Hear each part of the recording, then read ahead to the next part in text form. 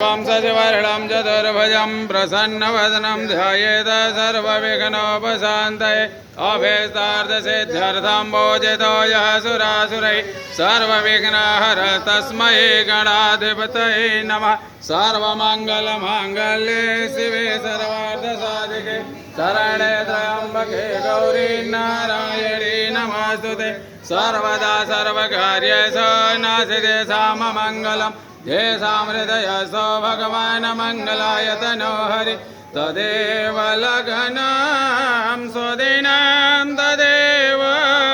ताराबलं चन्द्रबलं तदेव विद्याबलं तदेव बलं तदेव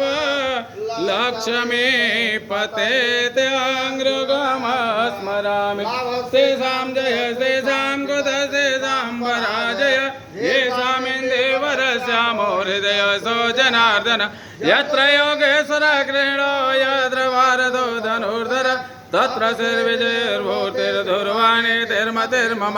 अनन्या चिन्तयन्तो मां ये जना पर्युपासते तेषामभियुक्तानां योगक्षेमं महाम्यहम् अस्मि ते सकलकल्याणं भाजनं यत्र जायते पुरुषं तं जं नित्यं व्रजामि शरणं हरि सर्वेष्वारम्भकार्येषु त्रयस्त्रिभुवनेश्वर